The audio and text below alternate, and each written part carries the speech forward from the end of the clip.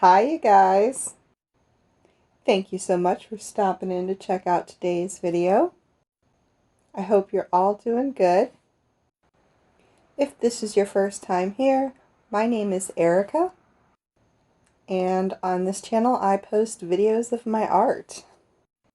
And for the majority of the year, I post a video once a week, and it is typically on a Thursday, but since this isn't the rest of the year, this is May, I am participating in MerMay, and I am doing a video every day, hopefully, for the month of May, as long as I manage to keep up. And we are on day number 13, and my prompt for today is rose quartz. And if you're not familiar with MerMay, it was started by Tom Bancroft, who was a Disney animator, and he puts out a prompt list every day for the month of May, or, a prompt for every day of the month of May. And anybody, of course, is allowed to participate, no matter what kind of medium you're doing or what you're doing. And, of course, you can always make your own prompts if you want, which is what I decided to do this year. So I have my own prompt list. And a shout out to Tremor's Art and Harriet at My Fanwania's studio. They are both participating along with my prompt list this year, and I will leave a description to their YouTube channels and their Instagrams if you would like to go check out their artwork. They're doing some pretty cool stuff. And also Harriet at My Fanwania's is reading Hans Christian Andersen's version of The Little Mermaid, or The Little Mermaid, in her videos as well. So yeah, if you want to go check them out, there will be links in the description part of this video. And if you're participating in MerMay this year, I would love to know. You can leave a comment down below and let me know what social media you're using, and I would love to check out what you're doing. So yeah, so today I am working on the rose quartz mermaid. And I'm using some masking fluid here, and it worked much better today than it did yesterday, so I did not shake it this time, and I didn't have any issues with bubbles. I mean, not that I really had that many issues with the bubbles for yesterday's, but, it just did have that little bit of bleed through in a couple of spots. But this one laid out really nice and smooth. Didn't have to worry about any of the air pockets in there.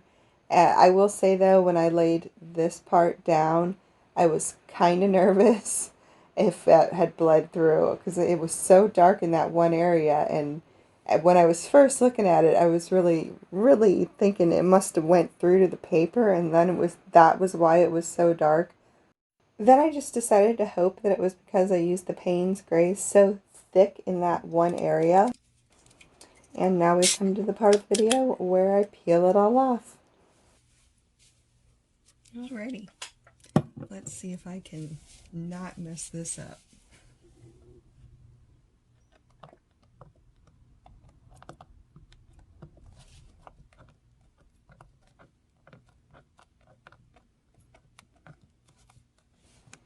And if this is something that you don't really want to watch, I will let you know that if you skip ahead to about 6 minutes and 45 seconds, then we get back into doing actual art. It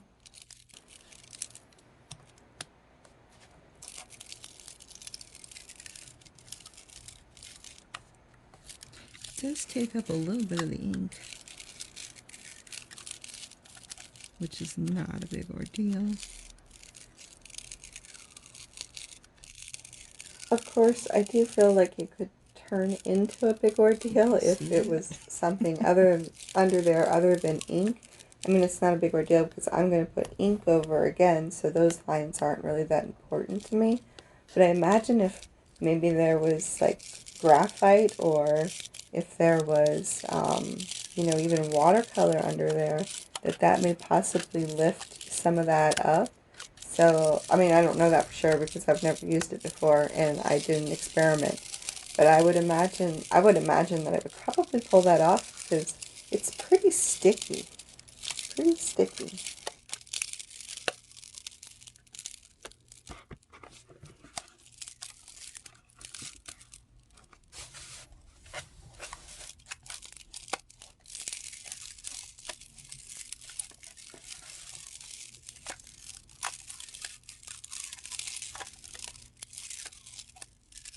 I was a little worried about that spot there, but it looks okay.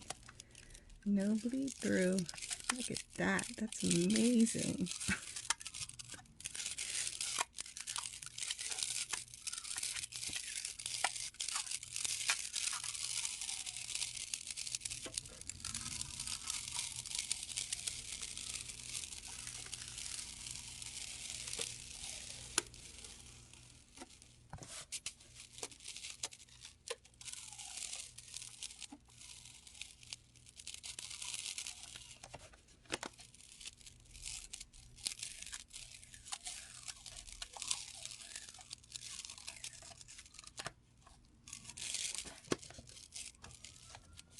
Uh-oh, sirens.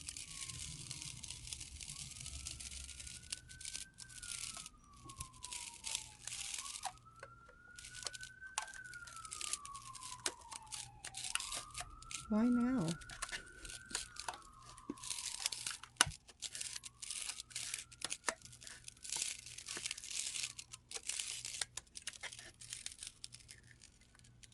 Pop.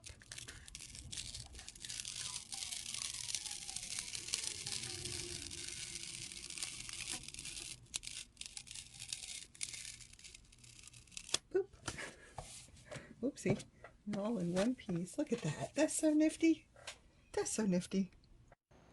So I will definitely say that the masking fluid works extremely well using it for what I was using it for. Like I said, it did stick very well to the paper, which kept it from bleeding through, especially in that thick part where that Payne's gray was thick. I really thought for sure that had bled through to the paper and that I was going to peel that away and there was going to be a big gray spot right in the middle of her. And of course she's rose quartz, which is a light pink color. It's like, oh, how am I going to fix that? But didn't have to worry about it. It all worked out. And yeah, and I will say also, if I was using thinner paper, I would probably be a little worried too, because it does stick very well. And when I'm pulling it up, it's like, not only is it kind of hard to get up, it sticks, you know, it's very strong. It doesn't break apart easy either. So it's a pretty strong medium or material, whatever it is. Imagine it's probably, I'm not even sure. If it's latex, you might want to be careful because latex, some people are allergic to. But I don't know, and I don't have the bottle in front of me. Yeah, I'm not sure what it's made out of, but it definitely does its job very well. But I feel like if it was on thinner paper, it would probably rip the paper. And like I said, I think if you put it over any kind of medium, it would probably lift that medium up with it as well. So just something to think about if, you know, you ever decide to use it and you're watching this video. I do have links to all of the products that I'm using for these pieces. So that's also in the description of the video if you want to check any of that out. I have that in all the videos. So yeah, there's always a description links to everything that I use. And I am still trying to get used to the way the colors mix and doing that gradient look. I was very pleased being able to make it have that nice even look the whole way through, unlike the amethyst one, that it was kind of splotchy, trying to match up the colors and make it gradient. But yeah, it works great for getting that background and that nice gradient like that, even though it's not perfect, but it really worked a lot better than the other way I was doing it. And really, that'll just be, you know, taking some time to get used to the watercolors. So that's on me. And I decided to go ahead and use the metallic watercolor for the fish in this one instead of using the gold leaf, because the gold leaf did not work very well for me anyway in this book. I'm sure it's something I did wrong and probably could fix, but I'm just going to take the easier way and just use what I know works and I don't have to fix. So I want to thank everybody so much for sticking around and watching this video, and a big shout out to all of my subscribers. You guys are awesome and I appreciate you so much, and I hope everybody has a great evening, and I will talk to y'all in tomorrow's video. Alright, love you guys. Bye.